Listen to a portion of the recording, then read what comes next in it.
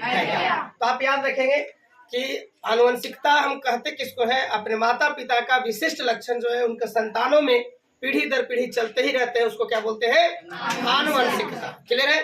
तो आनुवंशिकता का खोज या आनुवंशिकता का जनक किन्हें कहा जाता है, आनुवंशिकता के पितामह किन्हें कहा जाता है, ग्रेगर जॉन मेंडल। देखिए ये आपको पूरा जो है टॉपिक लिख दिया गया है, आनुवंशिकी के पितामह किन्हें कहते हैं, ग्रेगर जॉन मेंडल को। और अगर यही चीज पूछा जाएगा कि आनुवंशिकता के अध्ययन को क्या बोलेंगे या आनुवंशिकता के विज्ञान को क्या बोलेंगे, तो उसको क्या बोलते हैं, आनुवंशिकी। और ये आनुवंशिकी जो है बताने का काम किए थे कौन, वाटसन ने।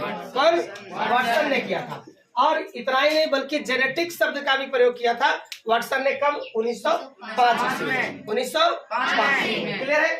अब उसके बाद बोलता है आनुवंशिकी संबंधी प्रयोग हेतु मेंडल ने किस पौधे का चुना था, तो मटर के पौधे। क्लियर है, मटर के पौधों को यहाँ पे चुना था। आनुवंशिकी का मूल इकाई क्या कहलाता है, जीन। आनुवंशिकी के मूल इकाई को क्या बोलते हैं, जीन बोलते हैं। अब जीन हम कहते हैं किसको, तो अगर जो माता पिता का जो विशिष्ट लक्षण उनके संतानों में गया कि नहीं गया, इसके बारे में जानकारी लेने के लिए कौन पता करता है, जीन। जीन किसको कहते हैं, डीएनए के क्रियात्मक खंड को जीन कहते हैं, या डीएनए के क्रियात्मक इकाई को क्या कहते हैं, जीन कहते हैं। क्लियर है।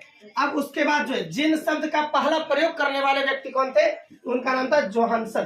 क्या नाम था, जोहानसन। और जीन का जो है जो नामकरण किया गया था, जो जोहानसन ने किया था, कब किया था, 1909 ईस्वी में किया था। क्लियर है।